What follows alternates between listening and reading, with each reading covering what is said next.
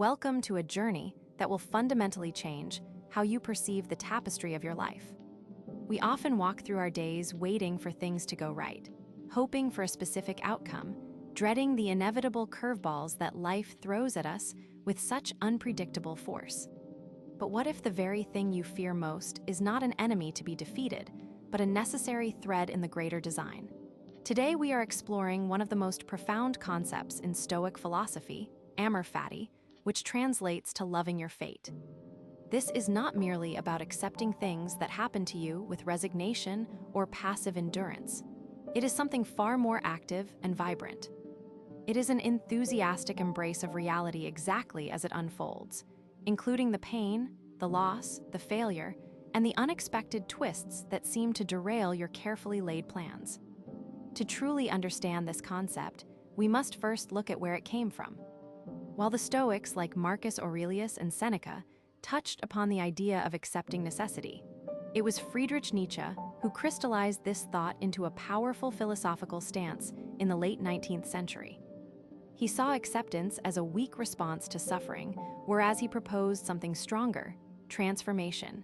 He asked us to not just endure the heat, but to become the fire itself. When you love your fate, you stop viewing obstacles as interruptions to your happiness and start seeing them as the very fuel that creates your character. This shift in perspective changes everything. Instead of asking why this bad thing is happening to me, you begin to ask how this event can help me grow stronger. Consider the classic metaphor of the bow. A bow must be bent before it can shoot an arrow. If the bow never bends, there is no tension and therefore no power in the release. Life, in its natural state, is full of bends. There are moments of joy that lift us up, but there are also moments of crushing weight that press us down. Amor Fati suggests that these pressures are not accidents or mistakes by the universe. They are essential requirements for the arrow to fly true. When you face a setback, perhaps a job loss or a personal failure, the natural reaction is resistance. We fight against the current, trying to push back the waves, exhausting ourselves in a futile struggle. But when you love your fate, you stop fighting the bend of the bow. You allow yourself to be shaped by the event.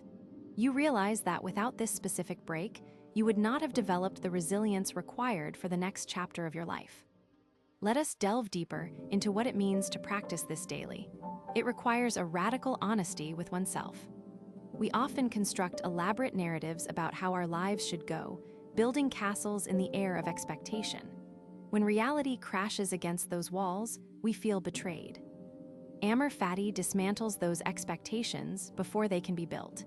It asks you to look at the present moment without the filter of regret for what was lost or anxiety for what might come. This is a practice of deep presence. Imagine walking through a forest where every tree represents an event in your life.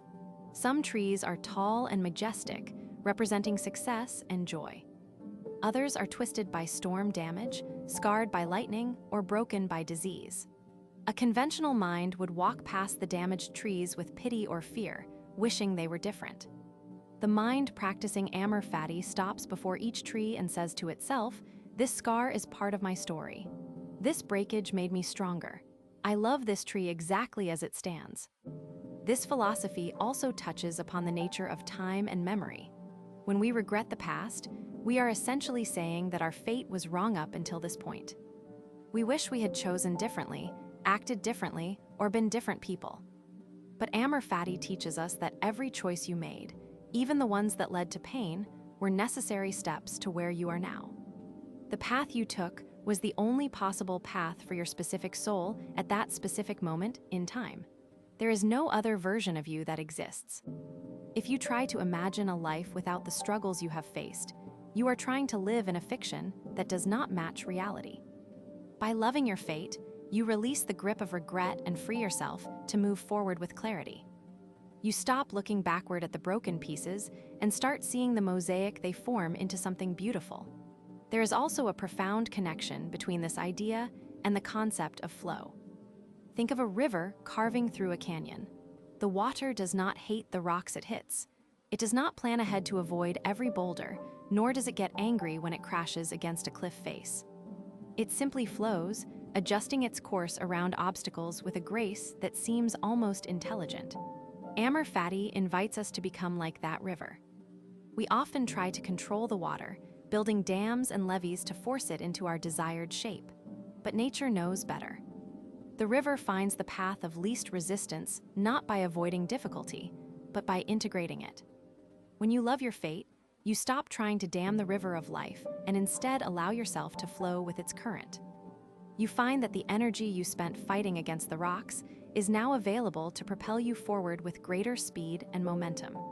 Practicing this requires a shift in language as well. Notice how often we speak in negatives or conditionals. We say, "I hope things don't get worse," or "if only I had done something else." These are expressions of resistance. They keep us anchored in a hypothetical reality that is not happening right now. Amor Fati encourages us to use affirmative language. Instead of saying "this is terrible," try to find the truth within it. Instead of wishing for a different outcome, ask what this outcome teaches me. This simple linguistic shift can rewire your brain over time, moving you from a reactive state of fear to a proactive state of acceptance and growth. It transforms your internal monologue from a critic into a mentor that guides you through the storm rather than shouting warnings from the shore. We must also consider the role of chance in our lives. Many people believe they are victims of circumstance, blaming external forces for their lack of success or happiness. Amor Fati challenges this victim mentality by asserting that you are the author of your own response to those circumstances. The event itself is neutral until you give it meaning. If you view a loss as a tragedy, then it becomes one. But if you view it as an opportunity for growth, it becomes a gift. This does not mean ignoring pain or pretending everything is fine when it is not. It means acknowledging the pain fully and then choosing to see its purpose. It is the difference between being a leaf blown by the wind and being a seed that uses the wind to travel to new soil where it can take root and flourish. The beauty of loving your fate lies in its simplicity and its depth. It strips away the complexity of our desires and leaves us with the raw truth of existence. We do not need to wish for things to be different because nothing is truly different than what is happening now. The only reality that exists is the present moment. And within that moment, there is always something to learn, something to appreciate, and a way to respond with dignity. When you embrace this, you find a sense of peace that is unshakable by external events. You become centered in your own soul, no longer dependent on the approval of others or the outcome of situations to feel whole.